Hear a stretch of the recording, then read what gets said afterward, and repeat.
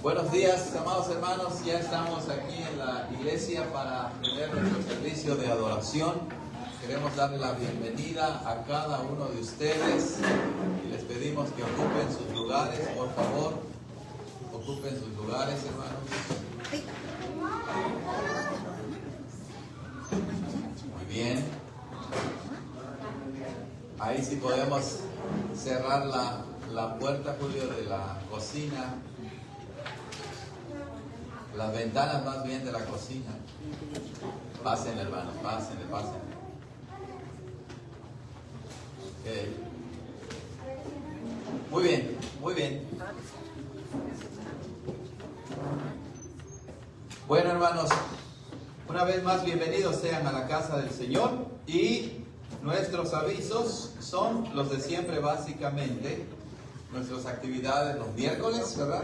Y los viernes a las 7. Gracias a Dios estamos avanzando en nuestros estudios y para el viernes ya vamos a estar estudiando Romanos 16, ¿ok? Romanos 16. Es posible que el pastor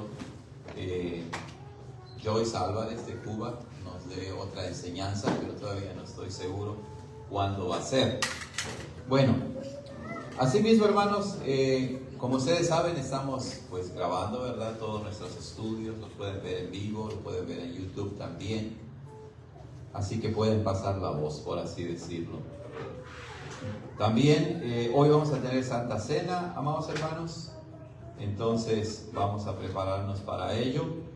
Hoy no hay escuela dominical porque hay comida de convivencia, ¿ok? Entonces todos están invitados a la comida. Asimismo, oremos por las misiones. Hoy es un día de oración por misiones en el extranjero.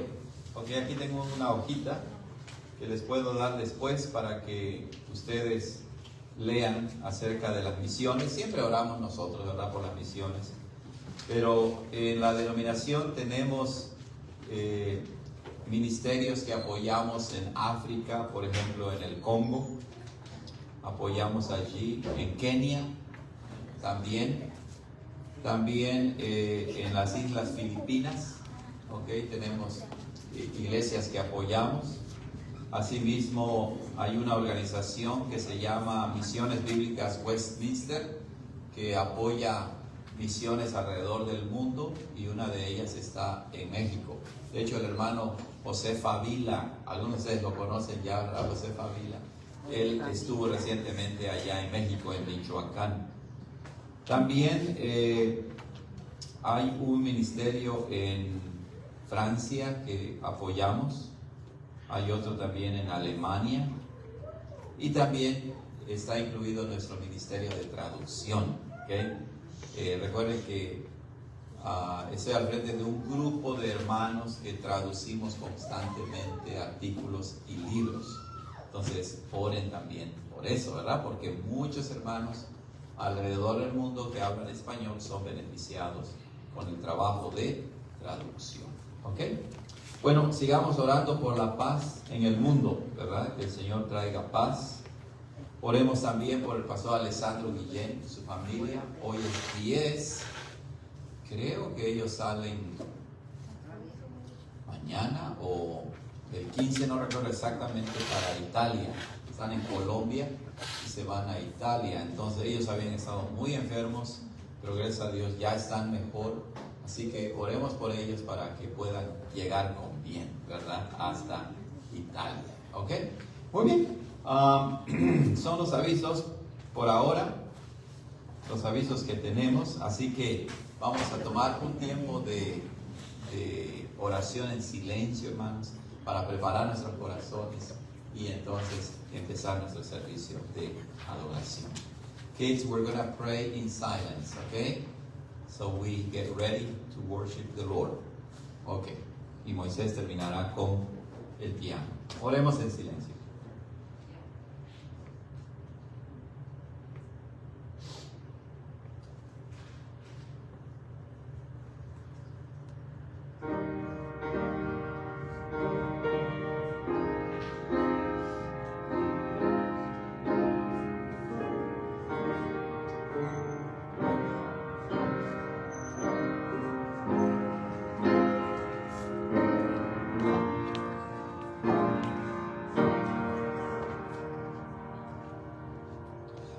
de pie, amados hermanos, y escuchen la lectura de llamamiento a la adoración del Salmo 134, un bello salmo con el cual el Señor nos llama a adorar su santo nombre. Dice así: mirad, bendecid a Jehová, vosotros todos los siervos de Jehová, los que estáis en la casa de Jehová por las noches. Alzad vuestras manos al santuario y bendecid a Jehová. Desde Sión te bendiga Jehová, el que hizo los cielos y la tierra. Amén. Entonces, cuando venimos a la iglesia, especialmente en el servicio de adoración, bendecimos, es decir, exaltamos a Dios, pero principalmente Él también nos bendice, ¿verdad? Y es mejor tener la bendición de Dios que cualquier otra cosa. Y ahora el saludo del Señor, ¿verdad? Él nos saluda, nos bendice y nos da la bienvenida. Proviene de la carta de Judas, ¿ok? La carta de Judas, lo voy a leer. Amados hermanos, a los que el Señor los ha llamado, santificado en Dios Padre y guardados en Jesucristo, misericordia y paz y amor os sean multiplicados. Amén. Amén. Vamos ahora a hacer la oración de invocación. Let's close our eyes and pray. Señor, gracias. Gracias porque podemos, Señor, reunirnos como tu iglesia para exaltar tu nombre, para bendecirte. Pero especialmente, Señor, que tú nos bendices, derramas bendiciones sobre nosotros, más de lo que merecemos. Amado Señor, quiero pedirte que en esa mañana tu nombre sea glorificado a través de todos los elementos del servicio de adoración, y que nosotros, Señor, recibamos de ti tu palabra, recibamos de ti tu bendición, y que traigas alegría y gozo a nuestro corazón de poder levantar nuestras voces y alabar tu nombre, y de poder escuchar tu voz por medio de la predicación del Evangelio. Bendice a tu Iglesia Universal también, Señor, en todos los lugares donde se congrega en este día. En Cristo Jesús te lo pedimos. Amén. Amén. Hermanos, así de pie vamos a cantar el Salmo 92, que es el número 17 en el himnario. Número 17. ¿Ok? Entonces vamos adelante, hermanos, adelante. Número 17, que se llama Bueno es alabarte, oh Jehová. Dice el Salmo 92:1. Bueno es alabarte, oh Señor, y cantar salmos a tu nombre. Vamos a cantarlo, hermanos, 2 veces.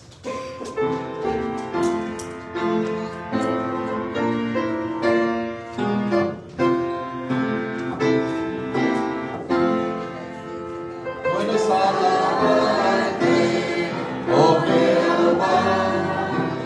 Bueno es alabarte, oh Jehová, y cantar salmos a tu nombre, oh, al ti.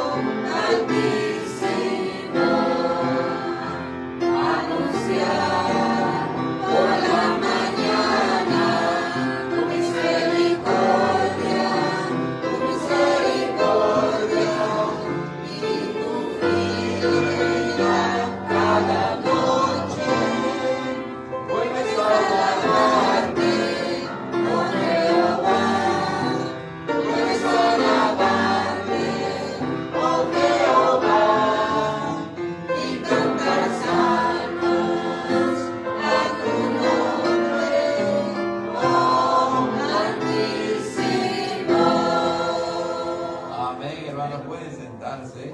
Creo que al final le agarramos la tonadita esa que nos costaba trabajo, ¿verdad? Muy bien, hermanos.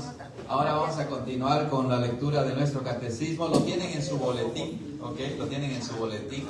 Si todos tienen boletín allí, pueden compartir. Si no, también están los catecismos. Bueno, entonces, en el boletín vamos a leer el Día del Señor 45, ¿ok?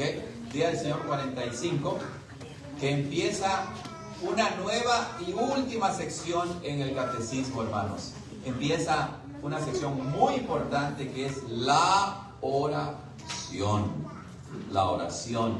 Tal vez los niños nos ayuden a mencionar algunos ejemplos de oración en la Biblia. Los niños, a ver los niños, ¿alguien recuerda de un ejemplo de alguien que oraba en la Biblia, que oraba siempre?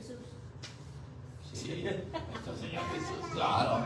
Aparte de nuestro Señor Jesús, Abril o Santiago. Daniel. ¿Quién? Daniel, claro que sí, Daniel. ¿Alguien más recuerda de otra hermana en la Biblia que oraba? ¿Quién? A ver, ¿quién dijo? Ana. Recuerden que Ana oraba al Señor, ¿verdad? Ruth también, obviamente, ¿verdad? Ruth, claro que sí. María, claro. Y bueno, todos los hombres y mujeres, ¿verdad? Temerosos de Dios en la Escritura, oraban siempre al Señor. Vamos a ver si Itan sabe esto. Itan. ¿Quién? José, claro, imagínense, estamos predicando sobre José y todo lo que él vivió. A ver, Itan, ¿cuántas veces oraba Daniel al día? 3 veces, muy bien, 3 veces oraba Daniel al día. Y el catecismo, ¿verdad?, nos va a instruir acerca de la oración. Y voy a leer la pregunta número 1, según el boletín, ¿verdad? Yo leo la pregunta y juntos leemos la respuesta. ¿Por qué es necesaria la oración para los cristianos? Porque es la parte principal de la gratitud que Dios requiere de nosotros, y porque Dios dará su gracia y Espíritu Santo solo a los que fervientemente y sin cesar se los piden a Él y le dan gracias por ellos. Entonces, hermanos, ¿cómo podemos dar gracias a Dios? Pues orando, ¿verdad? Orando. La oración no solamente consiste de peticiones, sino también de gratitud, ¿verdad? Gratitud. Muy bien. Número 2. ¿Cuáles son las partes de una oración que Dios acepta y escuchará? Primero, que con todo nuestro corazón invoquemos al único Dios verdadero que se nos ha revelado en su palabra, pidiendo todo lo que nos ha mandado que le pidamos. Segundo, que reconozcamos completamente nuestra necesidad y miseria, para que nos humillemos en la presencia de su divina majestad. Tercero, que estemos firmemente seguros de que a pesar de nuestra indignidad, Él, por amor a Cristo nuestro Señor, con certeza escuchará nuestra oración, tal y como nos lo ha prometido en su palabra. Bellísima respuesta, ¿verdad? Entonces, debemos invocar, orar solamente al único Dios verdadero que se ha revelado en la Biblia. También debemos reconocer nuestra necesidad y miseria. Hay un ejemplo de oración en los evangelios, en que habían 2 personas, un fariseo y un publicano. El fariseo reconocía, como dice el catecismo, su necesidad y miseria. El fariseo, ¿reconocía él su necesidad y miseria? ¿Lo recuerdan? No, ¿verdad? Él decía, Señor, voy a orar, ¿ok? Ponme atención. Y entonces empezó a dar una lista de todo lo que él hacía. Yo diezmo, yo esto, yo lo otro. ¿Reconocía él su necesidad y su miseria? No. Y el publicano, que era el cobrador de impuestos y que lo odiaban sus compatriotas, ¿cómo oraba? Bueno, ¿lo recuerdan? Dice la narración que él ni siquiera quería levantar sus ojos al cielo, ¿verdad? Y decía, Señor, sé propicio a mí, es decir, Señor, ten misericordia de mí, porque él sabía que era indigno de que Dios escuchara sus oraciones y por eso apelaba a la misericordia de Dios. Por eso el catecismo dice que estemos firmemente seguros de que a pesar de nuestra indignidad, así es, no somos dignos, Dios, por amor a Cristo nuestro Señor, con certeza escuchará nuestra oración. Finalmente, ¿qué nos ha mandado Dios que le pidamos? Todas las cosas necesarias para el alma y el cuerpo, las cuales Cristo nuestro Señor ha resumido en la oración que Él mismo nos enseñó. Noten cómo nuestro catecismo, basado en la palabra, nos dice que debemos pedir por las cosas necesarias. Bueno, aquí en Estados Unidos es muy complicado entender qué significa una necesidad, ¿verdad? ¿Qué es realmente lo necesario? Bueno, pues alguien pudiera decir, como pastor, me es necesario comprarme un traje de $500. Bueno, realmente es una necesidad, no, ¿verdad? O otro ejemplo de necesidad que no es necesidad. A ver, ¿quién puede dar un ejemplo de necesidad que no es necesidad? A ver, los niños, a ver, alguien por allá. Me voy a comprar, ¿qué? A ver, Ethan, un juguete, ¿verdad? Cada vez que va a la tienda, Ethan quiere juguete. ¿Y los padres debemos comprarle juguete cada vez que vayamos a la tienda? No, ¿verdad? Así es. No, ¿verdad? Eso no es una necesidad. Bueno, así también podemos multiplicar las cosas, pero lo importante es que el Señor quiere que pidamos por las cosas necesarias para el alma y el cuerpo. Piensen en nuestro Señor Jesucristo, hermanos. Él no tenía iPhone, ¿verdad? Él no tenía, por ejemplo, ahí en la casa, hermanos, no se quieren poner una chancleta si no es Crocs. Y es puro hule, ¿cierto o no? Es puro hule, ¿verdad? Tiene que ser Crocs, ¿no? Bueno, así ustedes también pueden dar ejemplos, ¿verdad? Bueno, nuestro Señor Jesucristo, Él usaba sandalias, guaraches, ¿verdad? Caminaba y caminaba y caminaba. Mas sin embargo, Él decía, miren las aves del aire, ¿verdad? Miren las flores del campo, los animales. Si Dios le da de comer a ellos, ustedes también deben confiar en que Dios proveerá todo para sus necesidades. Necesidades, es la necesidad. Ahora, Dios es bueno también y Él nos bendice y luego pues uno se puede dar un lujito, ¿verdad? Claro que sí, uno puede decir, bueno, voy a llevar a mi familia por acá o por allá, voy a comprar esto. No es malo y Dios no lo condena, ¿verdad? Pero lo que es importante es que en la oración pues no lo digamos, Señor, necesito el iPhone 16. Bueno, ¿ya salió ese de 16? ¿O no? Sí, ya salió, ok, ya salió. No, y entonces si no lo tengo, no sé qué me va a pasar. No, pues no, ¿verdad? El Señor te va a decir, no, eso no es una verdadera necesidad. Bueno, la oración del Señor no la vamos a leer ahorita porque la vamos a repetir después de la oración congregacional. Muy bien, hermanos, ahora vamos a cantar este bello canto que se llama Mi pensamiento eres tú, número 401. 401, encuéntrenlo por favor y los que puedan, pónganse de pie para cantar este bello, bello himno. 401. Todos los niños que ya saben leer, encuéntrenlo y vamos a cantar 2 veces. Nuevamente, esas 2 rayitas indican que esa frase se canta 2 veces. Mi pensamiento eres tú, dice el Salmo 139, 17. Cuán preciosos me son, oh Dios, tus pensamientos. Cantemos.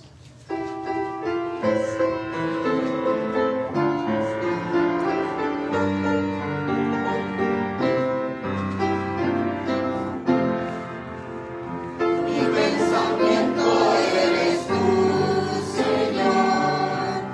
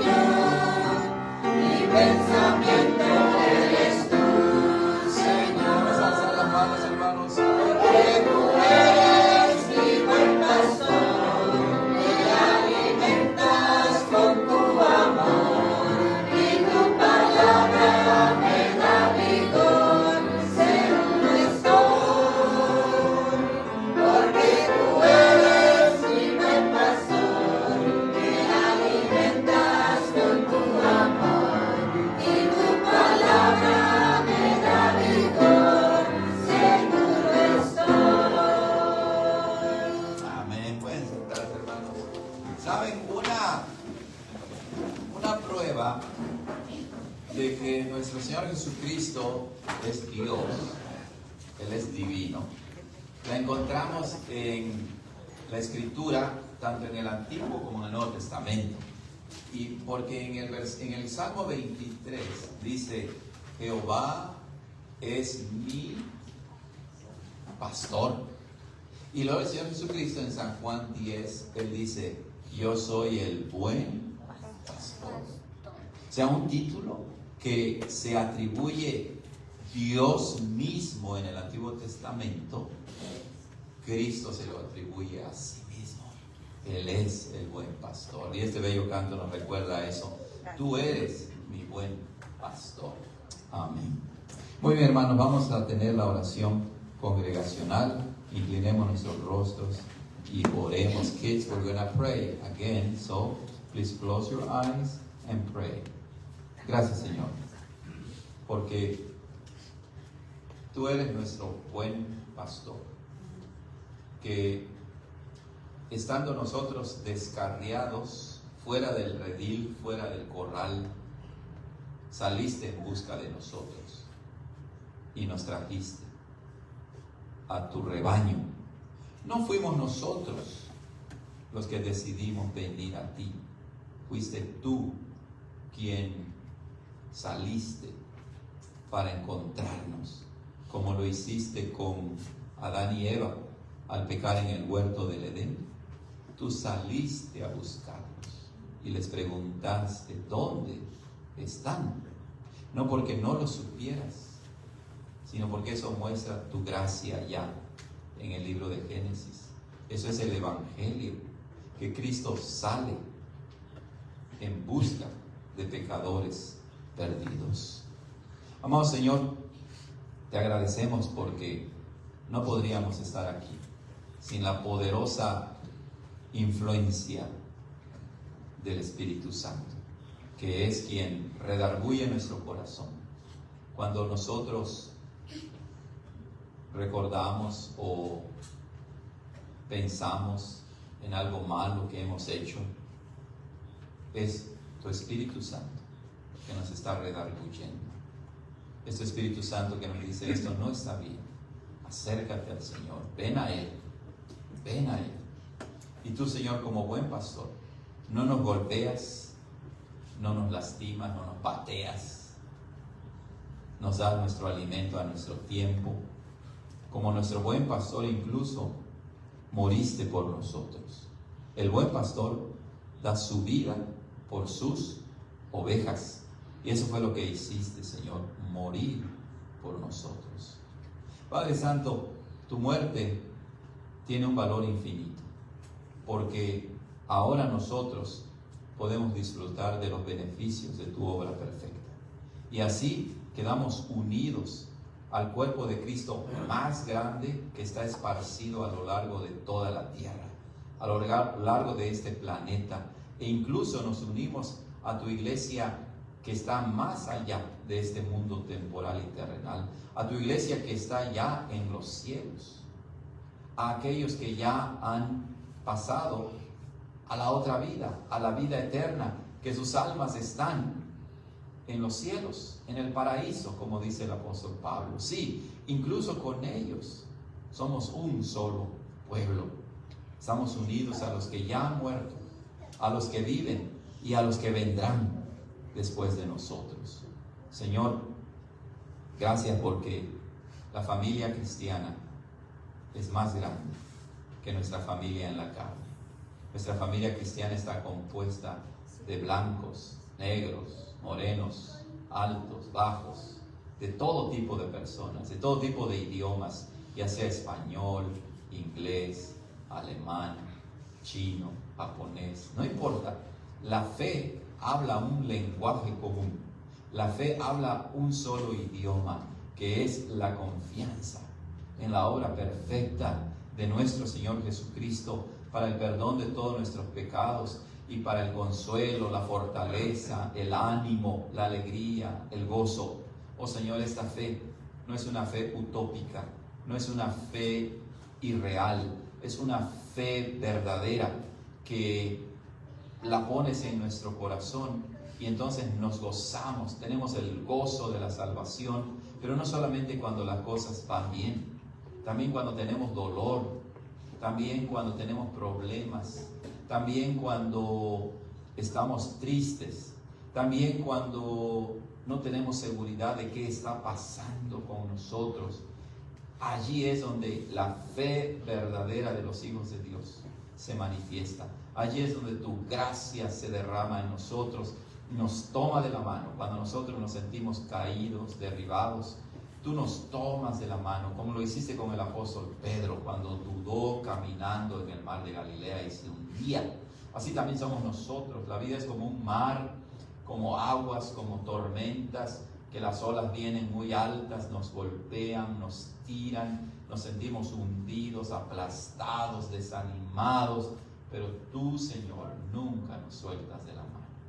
Tú vienes y nos levantas, tú vienes y nos fortaleces, tú vienes y nos dices, no tengas temor, yo estoy contigo, no te dejaré ni te desampararé. Gloria sea a ti, Señor, por ser nuestro buen pastor. Amado Señor, tú como el buen pastor tienes tus ovejas en todo el mundo.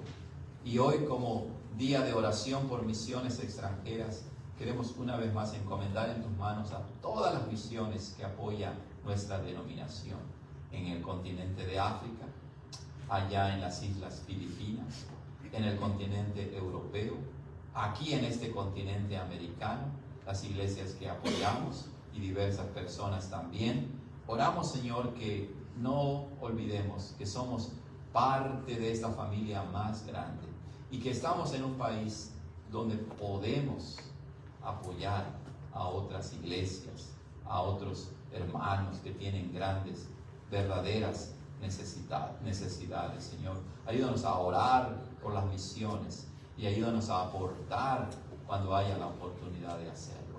Amado Señor, tú eres el Dios misionero, porque tú enviaste a tu Hijo Jesucristo para salvarnos. Y tu iglesia, en imitación tuya, envía misioneros, prepara hombres para que prediquen el Evangelio y muchas familias sean llevadas a Cristo, sean perdonadas, redimidas, salvadas, rescatadas del poder del diablo. Señor, gracias te damos también, porque tú eres un Dios proveedor, tú eres el Dios que provee, así como proveíste el cordero, el carnero para que Isaac no fuera sacrificado. Cuando Abraham estaba listo para cortar el cuello de su hijo, tú proveíste un carnero.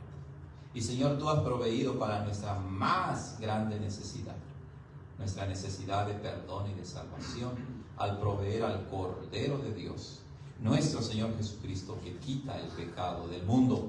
Pero junto con bendiciones espirituales, nos das bendiciones materiales. Nos das una casa, nos das un trabajo, nos das ropa, nos das comida. Oh Señor, nos has dado tantas cosas que no merecemos. Ayúdanos pues para ser agradecidos y ser de corazón generoso, porque más bienaventurado es dar que recibir, dijo nuestro Señor Jesucristo. Y tú no nos pides que demos más de nuestra capacidad, nos pides que demos según tu bendición. No importa que sea algo mínimo. Recordamos cómo la viuda que estaba en el templo y que el Señor Jesucristo observaba junto con sus discípulos, dio solamente unas moneditas, pero Él dice que ella había dado más que todos los que eran ricos y poderosos. Y es que es así, porque el valor de las cosas lo mides tú. Tú eres quien sabes lo que realmente tiene valor. lo que realmente importa. Y Señor, sabemos en tu palabra que cuando damos de corazón, cuando damos en gratitud, cuando damos sabiendo que todo proviene de ti, que dependemos de ti y queremos ver el Evangelio expandido alrededor del mundo, eso tiene mucho, mucho valor. Padre Celestial, cuida de nuestros niños que están en la escuela, cuida de su educación como también de su salud. Gracias porque pueden recibir instrucción en la iglesia y en sus casas, para que entonces, Señor, puedan recordar que ellos son seguidores de Cristo, no seguidores del mundo no cristiano. Amado Señor, oramos para que nos ayudes a crecer en nuestra relación contigo. A veces cuando vienen los problemas, pensamos que es algo puramente negativo, pero no es cierto. Por medio de las aflicciones nos hacen madurar, nos hacen ser más humildes, nos hacen depender más de ti. Ayúdanos pues para que aprendamos a someternos a tu santa voluntad. Oramos todo esto en el glorioso nombre de nuestro Señor Jesucristo, quien nos enseñó a orar diciendo: Padre nuestro que estás en los cielos, santificado sea tu nombre. Venga tu reino, hágase tu voluntad como en el cielo, así también en la tierra. El pan nuestro de cada día danos hoy, y perdónanos nuestras deudas, como también nosotros perdonamos a nuestros deudores. Y no nos metas en tentación, mas líbranos del mal, porque tuyo es el reino, y el poder y la gloria, por todos los siglos. Amén. Amén. Vamos, hermanos, cantemos un bello himno, el 235, a Cristo coronado. 235. Cuando lo encuentren, pónganse de pie, por favor, para cantar 235. A Cristo coronado.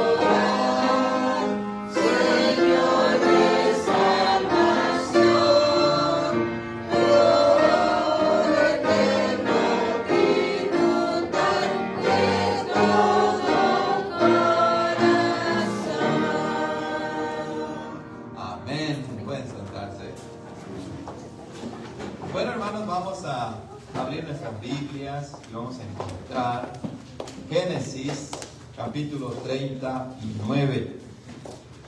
Hoy vamos a exponer la palabra basados en Génesis 39.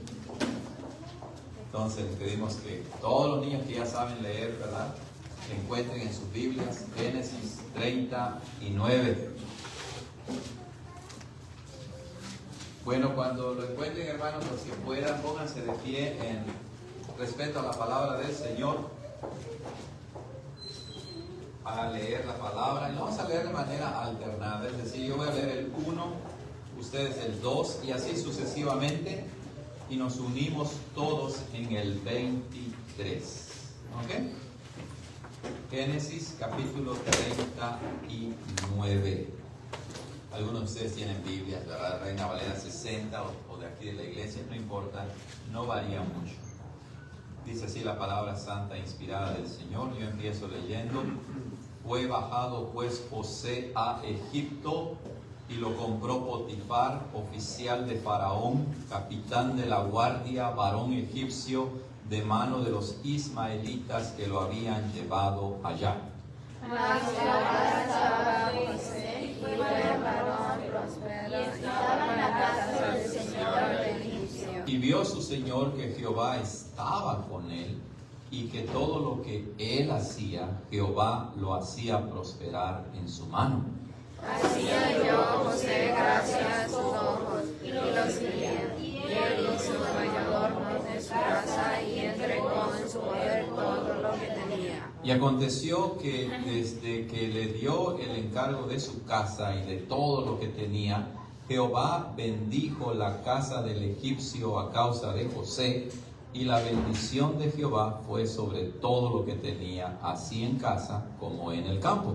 Y dejó todo lo que tenía en mano de José, y con él allí no se preocupaba de nada más que del pan que comía. Y José era de hermoso semblante y bella presencia. Y aconteció después de estas cosas que la mujer de su señor puso sus ojos en José y dijo: acuéstate conmigo. Pero él no quiso, y dijo a la mujer de su señor: he aquí que conmigo mi señor no se preocupaba de lo que hay en casa, puesto en mi mano todo lo que tiene. No hay otro mayor que yo en esta casa, y ninguna cosa me ha reservado sino a ti, por cuanto tú eres su mujer. ¿Cómo pues haría yo este gran mal y pecaría contra Dios? Y sucedió que hablando ella a José cada día, él nos echaba a acostarse al lado de ella para estar con ella. Y aconteció que entró él un día en casa para hacer su oficio, y allí en casa no había ninguno de los hombres de la casa. Y él la besó por su ropa, diciendo: acuéstate conmigo. Entonces él dejó su ropa en las manos de ella, y huyó y salió afuera. Y aconteció que cuando ella vio que le había dejado su ropa en sus manos y había huido afuera, llamó a los hombres de la casa y les habló diciendo: mirad, nos ha traído un hombre abogado para nosotros. Vino él a mí para acostarse conmigo, y yo oí grandes voces. y sucedió que, viendo que yo alzaba la voz y gritaba, dejó junto a mí su ropa y huyó y salió afuera. Y ella puso junto a sí la ropa de él hasta que vino su señora a su casa. Entonces ella le habló conforme a estas palabras, diciendo: el siervo hebreo que nos trajiste vino a mí para burlarse de mí. Y sucedió que cuando yo sentimos y él dejó su ropa junto a mí y entró afuera. Y sucedió que al oír su señor las palabras que su mujer le habló, diciendo: así me ha tratado tu siervo, se encendió su furor. Y tomó su señor a José y lo puso en la casa de la cárcel, lugar donde estaban los presos del rey, y estuvo allí en la casa de la cárcel. Mas Jehová estuvo con José y le extendió su misericordia y le dio gracia a ojos del principal de la casa de la cárcel. Y el principal de la casa entregó en mano de José todos los presos que había en la casa de la cárcel, y todo lo que tenía allí él lo hacía. Juntos, hermanos, no se cuidaba el principal de la casa de la cárcel de cosa alguna que estuviera en su mano, porque Jehová estaba con él, y lo que él hacía, Jehová lo prosperaba. Amén. La palabra santa del Señor, que Él la escriba en nuestro corazón. Oremos para pedir su dirección. Señor, gracias porque nos permites otra vez cantarte, alabarte, orar a ti y especialmente recibir la proclamación del Evangelio. Ayúdanos, Espíritu Santo, danos esa sabiduría que necesitamos, particularmente a mí, Señor, para que a través de este pasaje podamos ver tu misericordia, tu gracia, el Evangelio de nuestro Señor Jesucristo. Oramos todo esto en tu nombre. Amén. Pueden sentarse, hermanos, pueden sentarse. Muy bien. Amados hermanos, continuamos con la predicación del libro de Génesis. Recuerden que Génesis 37, ¿verdad?, empieza a narrarnos acerca de la vida de José. José, que no era el más joven de la familia de Jacob. ¿Quién era el más joven de los hijos de Jacob? A ver, ¿quién no recuerda? Abril. Benjamín, ¿verdad? Benjamín era el más joven, pero obviamente que José, a esta altura, él también era joven. ¿De cuántos años se nos dice que era José en esta época? ¿Lo recuerdan? ¿Ya tenía 20 años? No, tenía 17 años, ¿verdad? 17 años, lo leemos allá en la Escritura, en Génesis capítulo 36, 37, se nos dice en el versículo 2 que él tenía 17 años. Y entonces, José ya desde joven era una persona temerosa de Dios. Dios le había revelado en sueños que él iba a llegar a ser alguien importante en el plan de Dios. Nunca lo olvidó. No fue tan prudente cuando narró los sueños a sus hermanos y a su padre, ¿verdad? ¿Lo recuerdan? Pero en ese tiempo la gente sabía que Dios revelaba su voluntad por medio de sueños. Y el hecho de que le haya revelado a José su voluntad por 2 sueños era como una confirmación de que esta era la voluntad de Dios. Obviamente sus hermanos no lo aceptaron. Su padre incluso lo reprendió, pero nos dice la Escritura que su padre Jacob, ¿qué hacía? Reflexionaba en estos sueños.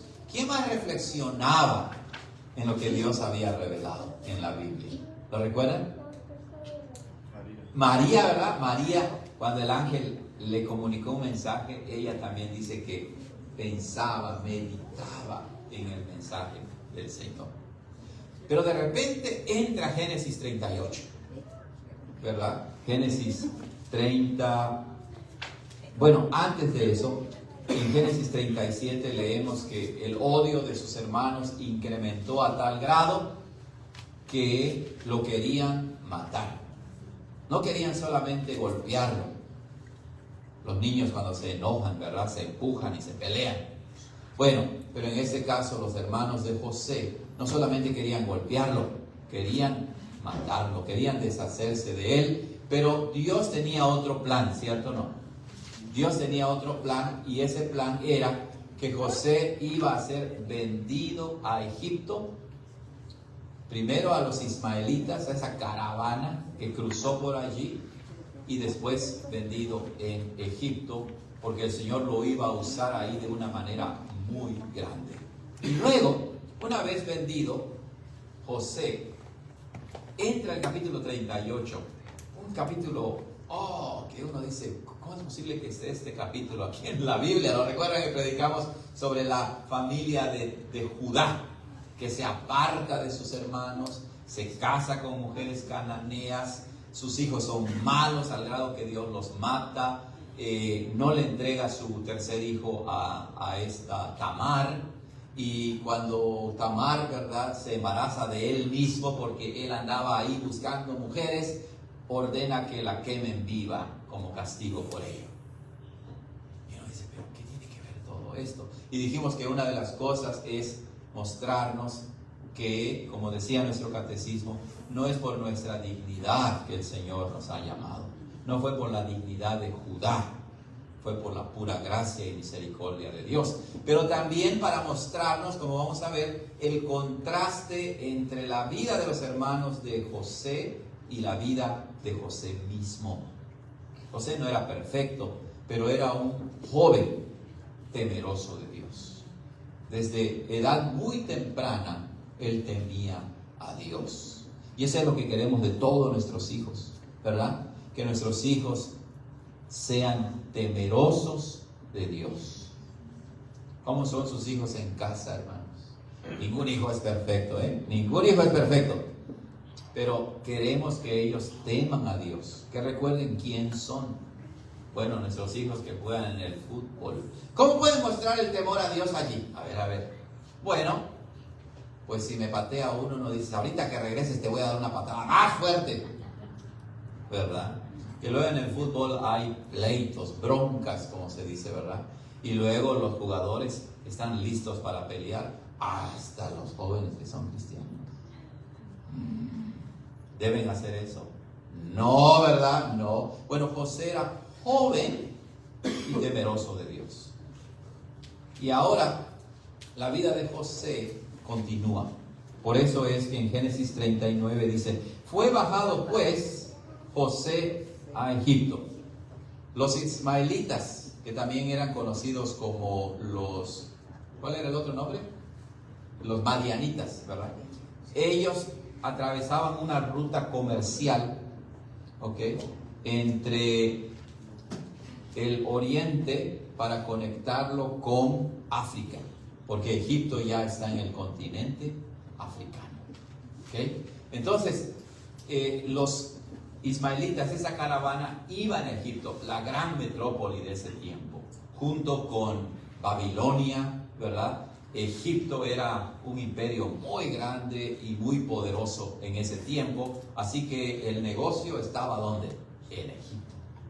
Se llevaron a José a Egipto. Y podemos dividir Génesis 33 en tres partes. Podemos dividirlo en la primera parte, que es que Dios lo prospera en la casa de Potifar. ¿Okay? La segunda parte es que José, por el poder de Dios, resiste la tentación de la mujer de Potifar. Y luego en la última parte, que Dios bendice a José en la cárcel del rey. ¿Ok? Entonces, no podemos entrar a todos los detalles, pero vamos a ver puntos importantes. Primero, Dios está presente en la vida de José. Eso es lo primero que tenemos que notar, porque si ustedes se dan cuenta, en el versículo 2 dice, mas Jehová estaba con José. Versículo 3, y vio su Señor que Jehová estaba con José. ¿En qué otra parte lo dice? Sigan leyendo y van a encontrar que cuando lo meten a la cárcel del rey, también nos dice en el versículo 21, mas Jehová estuvo con José. Y vean cómo dice el versículo 22, que el jefe de la cárcel se había dado cuenta, versículo 23, que Jehová estaba con José. Entonces, lo primero que aprendemos de Génesis 39 es que José no prosperó en la casa de Potifar, no resistió la tentación, ni fue prosperado en la cárcel del rey, porque él se lo merecía, porque él era muy inteligente, sino primeramente porque Dios estaba con él. El Dios que ya lo había escogido y que le había revelado en sueños que un día él llegaría a ser un líder, no solamente en el pueblo de Israel, sino en Egipto mismo. Este Dios no lo había abandonado. No lo abandonó cuando sus hermanos lo vendieron a los ismaelitas. No lo abandonó cuando fue vendido en Egipto. No lo abandonó cuando fue llevado a la cárcel del rey. Siempre Dios estuvo con él. Y hermanos, esa es una lección muy importante. Porque Dios se ha comprometido con su iglesia. Se ha comprometido contigo y conmigo. Y Él no te va a abandonar. Dios tiene un plan perfecto para nosotros. No lo conocemos. No es como en las iglesias de la prosperidad, ¿no? Que engañan a la gente y dicen, el plan grandioso que Dios tiene contigo es que seas millonario. No, nosotros no podemos entrar en el decreto eterno de Dios y saber exactamente cuál es el plan que Él tiene para cada uno de nosotros en particular. Pero si Él nos ha llamado y nos ha unido a Cristo su Hijo, Él tiene un propósito para nosotros. Y nada ni nadie, ni esta mujer de Potifar, pudo frustrar el plan de Dios. Entonces, nosotros también, hermanos, en la vida experimentamos altas y bajas. Experimentamos muchas luchas, muchas pruebas. Y a veces decimos, ¿dónde está Dios? Bueno, si ustedes leen el libro de los Salmos, el salmista dice, ¿hasta cuándo, Señor? ¿Hasta cuándo me responderás? Bueno, somos seres humanos, ¿verdad? Y flaqueamos y caemos. Pero en medio de ellos tenemos que recordar que hay un Dios que se ha comprometido con nosotros. Es un Dios que es fiel. Él es la roca. Él es inconmovible. Y la Escritura nos enseña que aunque nosotros somos infieles, Él permanece fiel. Él le dijo a Josué, cuando Josué iba a meter al pueblo de Israel a la tierra prometida, Josué no podía en sí mismo. Y Dios le dijo, yo no te dejaré ni te desampararé. Y el Señor Jesucristo también prometió a su iglesia en Mateo 28, antes de subir al cielo, diciéndole, y he aquí yo estoy con ustedes todos los días hasta el fin.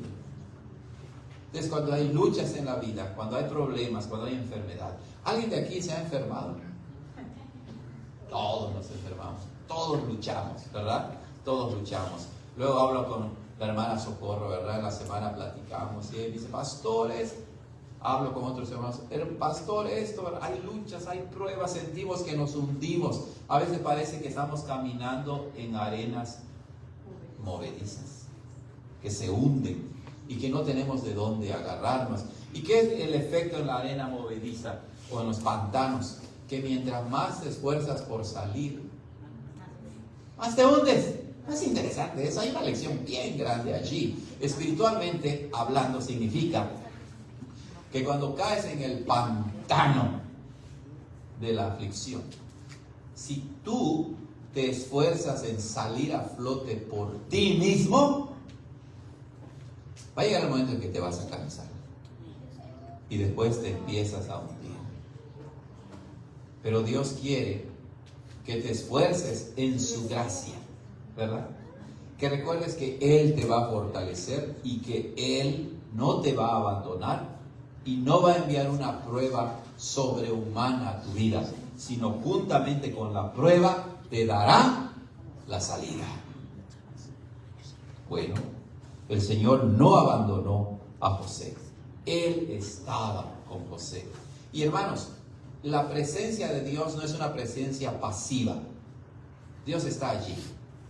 Dios está a mi lado. Es verdad eso, Él está allí. Ayer en el juego de fútbol, el coach le decía a los niños, oye, no corras acompañando al otro jugador. Porque los niños, ¿verdad? Corren, que están aprendiendo, pero van junto al otro que lleva la pelota, pero no lo empujan, ni le meten el pie para quitarle la pelota. Y el coach le decía, no corras acompañándolo, sino haz algo para quitarle la pelota. Bueno, Dios no está con nosotros solamente de manera pasiva, como cuando nosotros estamos junto a alguien más, pero no hacemos nada por esa persona. No, Dios está junto a nosotros, pero Dios está en nosotros, y Dios está por nosotros, y Dios está ayudándonos todo el tiempo a nosotros. Él es un Dios que actúa. Él no es un Dios pasivo. Él es el Dios que obra con su presencia. Por eso, cuando Moisés, ante la rebelión del pueblo de Israel, se frustraba y decía, ya no quiero guiar a ese pueblo. Señor, fórmate a otro pueblo, ya no quiero más. El Señor decía, no, Moisés, tienes que hacerlo porque yo te he escogido y lo vas a hacer 40 años nada más en el desierto. Entonces Moisés le dijo al Señor, si tú no vas conmigo, no me saques de aquí. Si tú no vas con tu pueblo, por favor no lo saques de aquí. Y esa es la realidad del cristiano también, ¿cierto o no? Si tú no estás con nosotros, Señor, no podemos ir a ningún lado. Dios estaba con José. Bueno, la presencia de Dios es un tema importante en toda la Biblia, pero en ese capítulo. ¿Por qué? Porque además de lo que ya dijimos, si ustedes leen con cuidado Génesis 39, van a ver que no solamente José se percataba y sabía que Dios estaba con él, sino que Potifar, que lo compró allá en Egipto, se dio cuenta que Dios estaba con ¿quién? Con José. Potifar era un personaje interesante. Él era el oficial de Faraón, capitán de la guardia, varón egipcio, así lo describe. O sea que el ejército estaba, o parte del ejército, ¿verdad?, estaba a cargo de ¿quién? De Potifar. Ustedes han conocido soldados, a ver niños, ustedes han conocido soldados, han conocido a generales que van allá, ¿verdad?, al ejército, a las guerras. ¿Y cómo hablan los soldados? ¿Qué les dicen? A ver, Francisco, ¿podrías por favor hacer esto? ¿Así habla un soldado? ¿Así habla un general, un capitán del ejército? ¿Así habla? No, ¿verdad? Ellos hablan con voz firme, fuerte. Preguntan ellos, ¿cómo están? Y los soldados dicen, bien. Y el general dice, pregunté, ¿cómo están? Y todos tienen que responder, bien, más fuerte. Digo esto, ¿saben por qué? Porque Potifar no era un hombre fácil de complacer. No idealicemos, ¿verdad?, este relato, lo romanticemos pensando que Potifar vio a José y dijo, quédate a cargo de toda mi casa. No, ¿verdad? Él seguramente dijo, compren a este esclavo y llévenlo a la casa y a trabajar duro. Y mientras más trabajaba José, Potifar decía, bueno, este muchacho le echa ganas. 17 años. O sea que ya desde que estaba en su casa, y por eso sus hermanos no lo querían, José era disciplinado, era responsable, se comprometía. Bien joven, bien comprometido. Y nosotros lo sabemos en la vida misma. Cuando desde joven somos comprometidos, responsables, la gente dice, ese muchacho, esa muchacha va a llegar a ser alguien importante en la vida. ¿Cierto o no? Pero cuando no quieren ni recoger sus calcetines, cuando no quieren ni acomodar su ropa en su cuarto, ¿será que van a llegar a ser alguien importante? Bueno, ojalá que cambien los niños, ¿verdad? Pero José sabía que tenía a un amo duro, fuerte, que no se le quebraba la voz como a mí. Era un hombre duro para complacer. Pero Dios usó a José y lo único que tenía que hacer él era ser responsable y comprometido. Si el jefe le decía, ve y dale de comer a los cerdos, allá iba, ¿verdad? Ve y limpia aquí esto, él iba y lo hacía. Y el Señor Jesucristo dice algo bello en el Evangelio cuando habla acerca de sus hijos que le sirven. El Señor Jesucristo dice, el que es fiel en lo poco, también será fiel en lo mucho. Si quieres salir adelante, tienes que empezar a hacer lo más básico. Es lo que tenemos que hacer. Cuando termines la universidad, no pienses que te va a llamar Elon Musk y te va a decir, aquí te quiero junto a mí. No, ¿verdad? Empiezan por lo esencial, por lo básico, y empiezan a subir. Y entonces no importa lo que hagan los demás, que si se van a los bailes, que si se van a los antros, que si se van de borrachos, no, tú estás enfocado. Y José estaba enfocado. José sabía que Dios lo había llamado y confiaba en la presencia de Dios y dijo, no me voy a distraer. Actualmente la distracción es un problema bien grande. Los maestros saben, ¿verdad?, qué problema es que los niños se concentren. Los maestros en la escuela me dicen, es que no se concentra, se distrae, ¿verdad? Bueno, en la escuela, aquí igual, ¿verdad? Se distraen, es un problema grande. Pero José estaba enfocado, concentrado. Y el Señor lo bendijo. Por otro lado, hermanos, lo que vemos aquí, recuerden, no gira en torno a José. Nosotros no predicamos de una manera moralista, legalista, centrado en la persona. Sé como José y vas a prosperar. No. Sí aprendemos de José, pero porque Dios lo había escogido, ¿verdad? Y lo capacitaba. Pero algo importante que vemos aquí, como sucede con el tiempo que estuvo en la cárcel del palacio del rey, es que además de que los paganos, los amos de José, veían que Dios estaba con él, Dios bendecía a José y también prosperaba a sus amos por causa de José. ¿Y qué es esto? Eso no es más que el cumplimiento de las promesas del pacto. ¿Recuerdan cuando Dios llamó a Abraham en Génesis 12? Le dijo, y haré de ti una gran nación y bendeciré a los que te bendijeren. Y bueno, Dios usa a José de manera que esas bendiciones del pacto no solamente alcanzan a José, sino incluso a los que no eran cristianos. Dios bendice por causa de José, por causa de un hijo del pacto. Bendice a los que no eran del pacto. ¿No es Dios bueno? Dios es bueno. Lo experimentamos también nosotros, hermanos, como cristianos. Si nos portamos bien, porque a veces damos vergüenza, ¿verdad? Pero si nos portamos bien, si somos obedientes en lo poco, el Señor bendice a los que están a nuestro alrededor. Él bendice también a los que están a nuestro alrededor. Bueno, entonces el Señor hace prosperar a José en la casa de Potifar. Dice en el versículo 6 que Potifar dejó todo lo que tenía en mano de José y con él allí no se preocupaba de nada más que del pan que comía. Nos dice también que el Señor bendijo la casa del egipcio, pero también bendijo todo lo que tenía en el campo. Y eso es importante de notar. Otra vez, si descontextualizamos a José, nos quedamos con un José que no es el bíblico. Lo idealizamos, lo romantizamos. Cuando dice que el Señor bendijo todo lo que tenía en su casa y bendijo todo lo que tenía en el campo, significa que José era un hombre, un joven muy activo, que se ponía a pensar y decía, bueno, ¿cómo organizaré la casa de mi amo?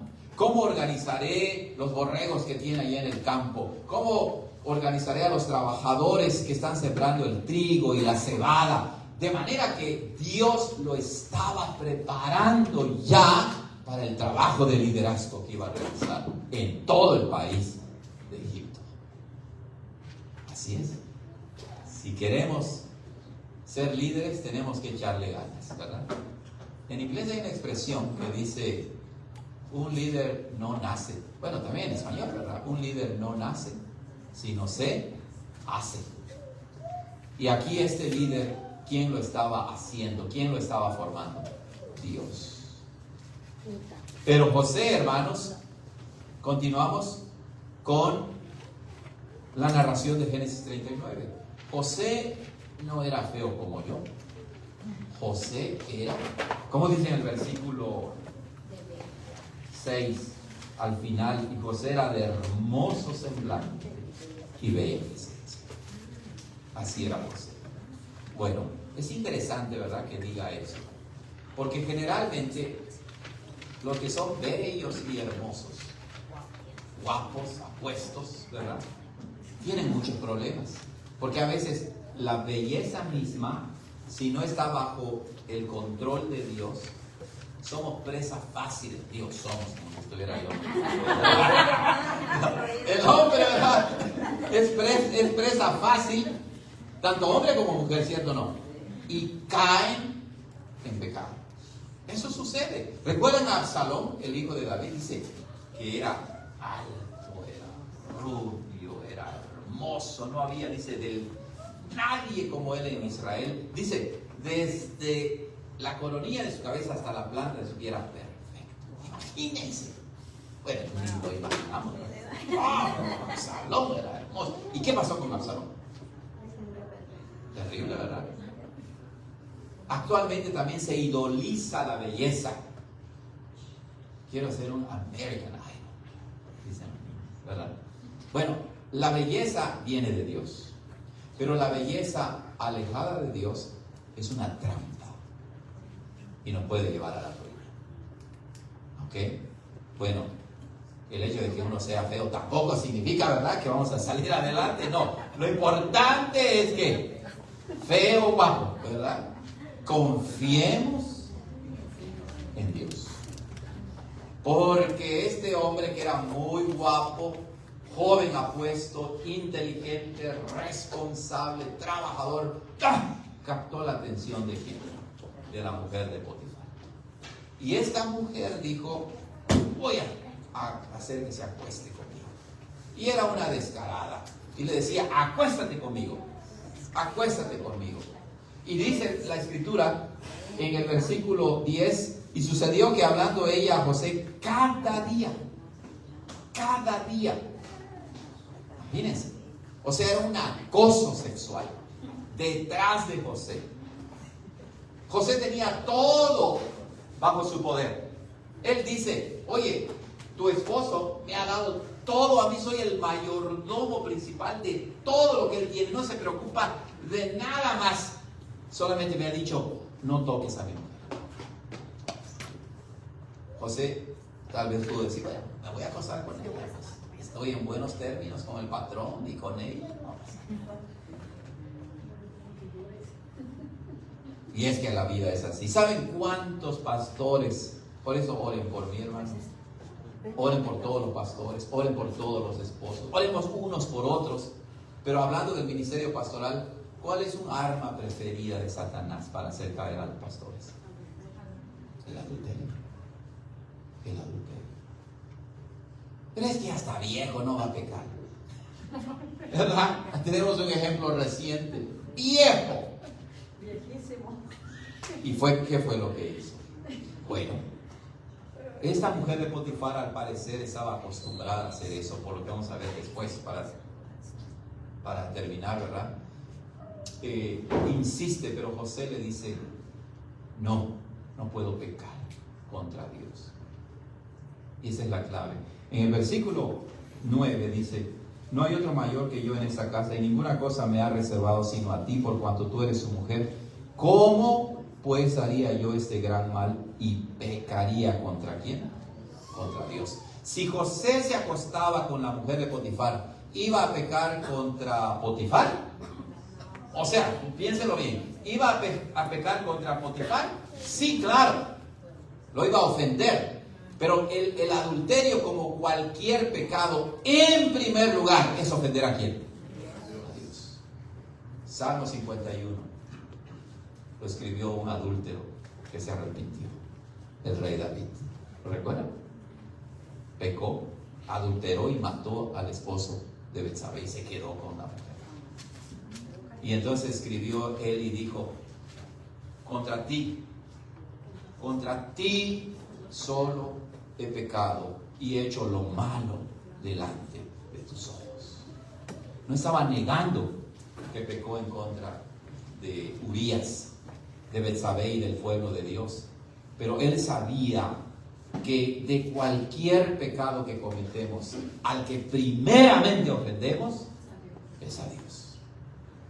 Y hermanos, esta doctrina es tan fundamental que si de verdad la ponemos en el corazón y le pedimos al Espíritu Santo que nos haga conscientes, la internalicemos y recordemos que pecar en primer lugar es pecar contra Dios, nada más y nada menos, Eso es lo que lo va a sostener ante la tentación.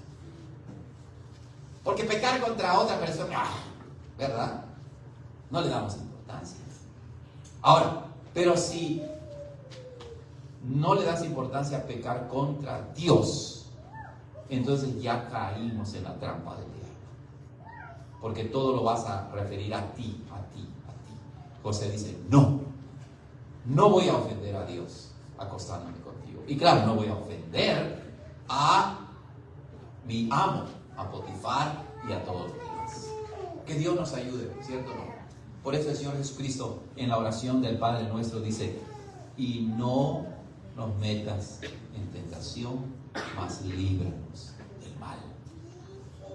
Hermanos, por otro lado, regresando al tema del liderazgo, qué gran ejemplo hay aquí para un verdadero líder. Un líder temeroso de Dios, que no se desvía, ¿lo recuerdan?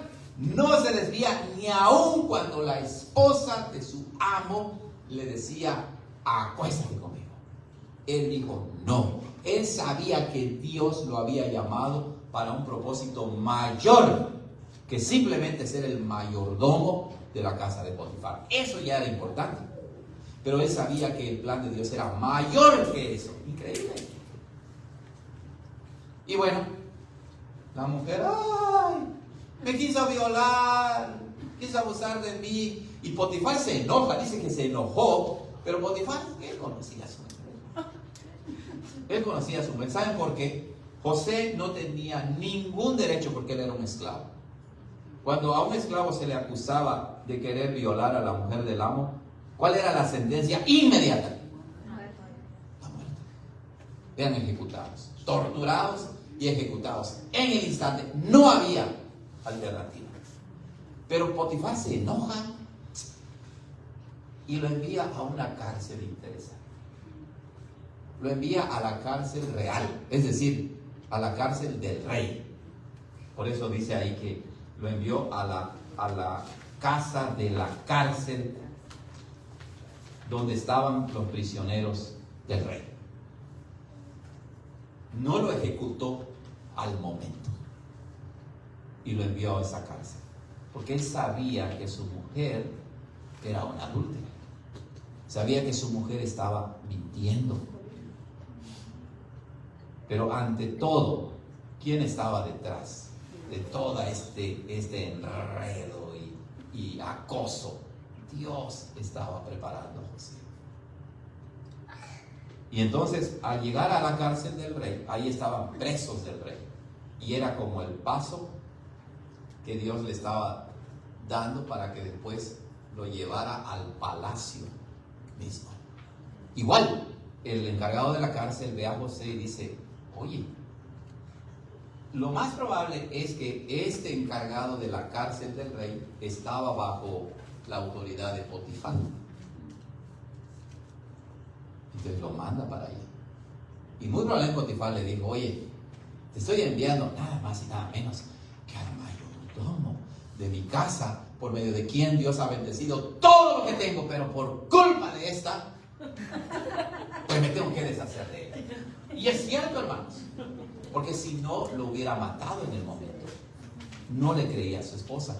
Y imagínense cuando después el encargado de la cárcel ve que José realmente ha aprendido, realmente tiene la capacidad de dirigir la casa de Potifar, los ranchos de Potifar, y ahora en la cárcel él era seguramente muy observador y podía ver cómo mejorar las cosas que se hacían allí.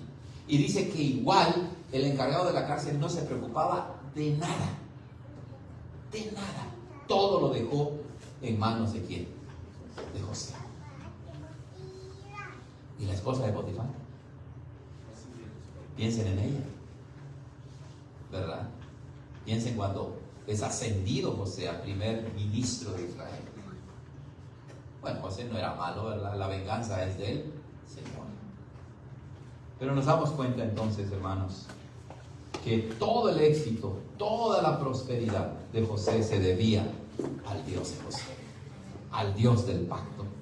Y hermanos, podemos aprender aquí que hay alguien que José apunta a alguien más. Apunta a alguien más. Él es un tipo, una figura, una sombra ¿de quién?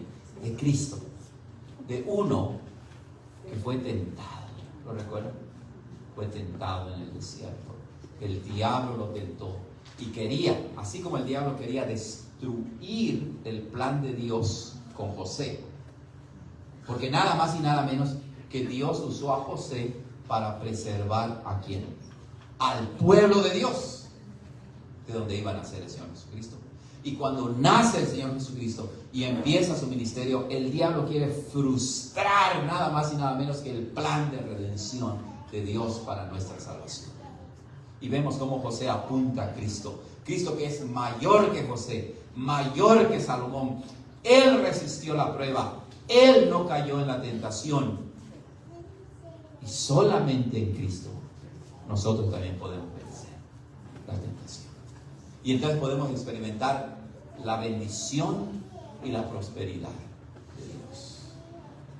Amados hermanos, niños, jóvenes, si se dedican al llamado de Dios, si se dedican a hacer la voluntad de Dios, Él los va a capacitar. Él nos va a capacitar para resistir la tentación. Y entonces alcanzar nuestras metas. Pero nuestra meta principal es servir a Dios y servir a su iglesia a través de cualquier oficio que Él tenga a bien regalarnos. Amén. Oremos. Gracias, Dios, por tu palabra. Una palabra profunda en la cual no podemos extraer todo, pero nos ayudas y nos iluminas para sacar lecciones importantes. Ayúdanos, Señor, para que recordemos que como estuviste con José, estás con nosotros también. Ayúdanos a ser fieles a ti, a confiar plenamente en ti y a saber que nadie puede frustrar los planes que tú tienes para nosotros cuando nos dedicamos a ti en cuerpo y alma a adorarte y servirte. En Cristo Jesús oramos. Amén. Hermanos, vamos a continuar con la administración de la Santa Cena y vamos a distribuir los elementos, ¿verdad? El pan y el vino. Recordamos que los miembros de la iglesia pueden participar, ¿verdad? Y algunos de ustedes ya saben las instrucciones. Nuestro hermano Humberto y nuestra hermana Elvira nos visitan. Ellos son miembros de una iglesia. Ellos pueden participar de la Santa Cena. Bueno, hermanos, la Santa Cena es un sacramento instituido por nuestro Señor Jesucristo. Las Santas Cenas tienen en su centro a Cristo mismo. No es otra cosa que el Evangelio visible, ¿cierto? Es el Evangelio visible, porque la sangre, el vino representa ¿qué?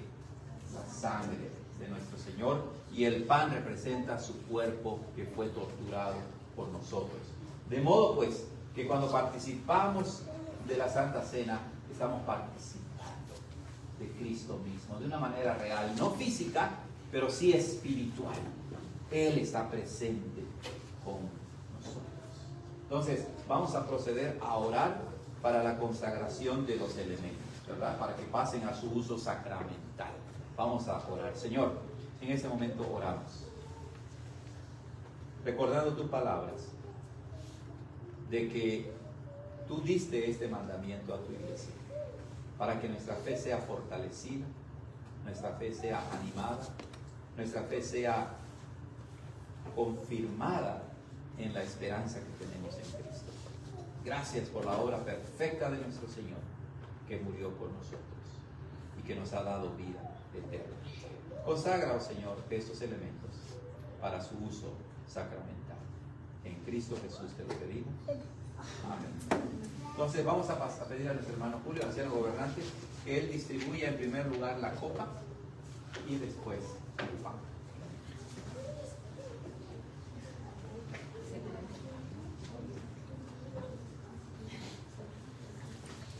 Nuestro hermano pasará a distribuir.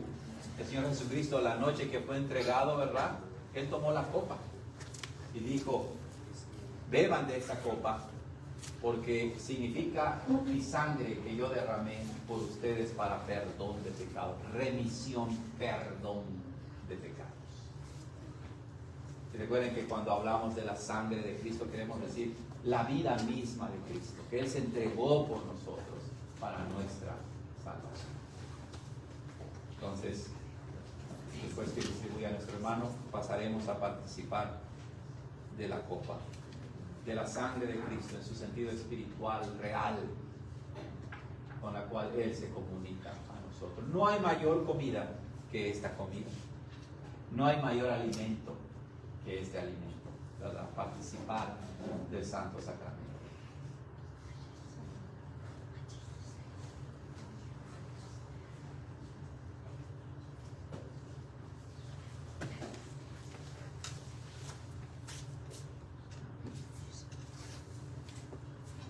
Amados hermanos, el Señor Jesucristo, el apóstol Pablo nos enseña que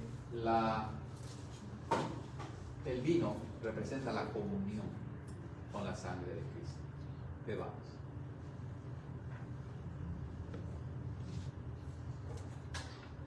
Nuestro Señor, después que dio gracias y bebió el vino, tomó el pan también y lo repartió.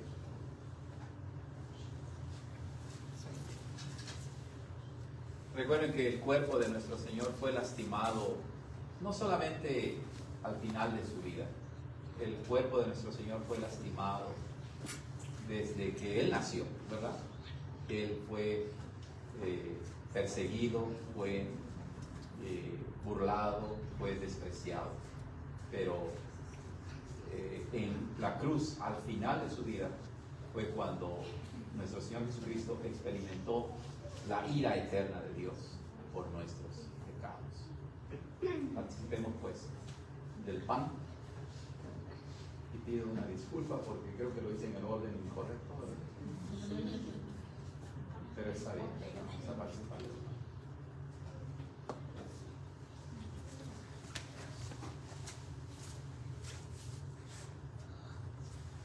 Participemos.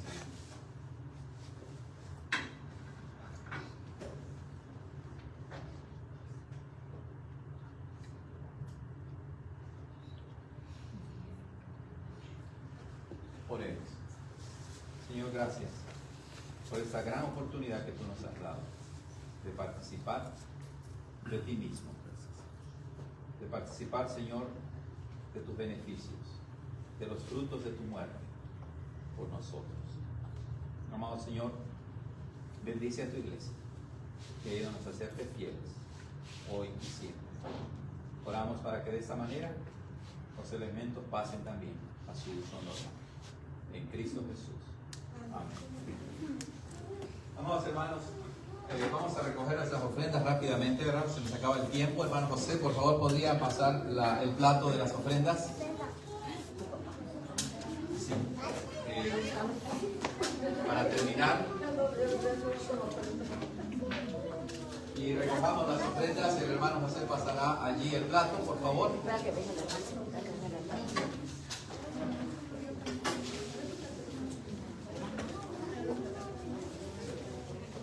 Y vamos a cantar la doxología, finalmente.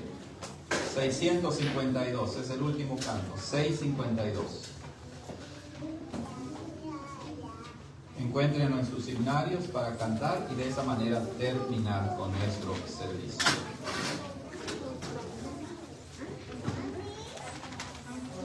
Cuando lo encuentren, pónganse de pie los que puedan, hermanos, por favor, y cantemos.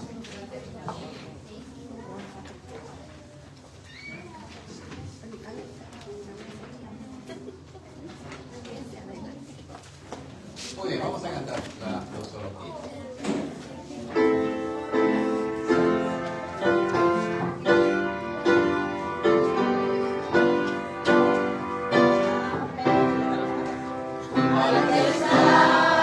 Sentado, riendo.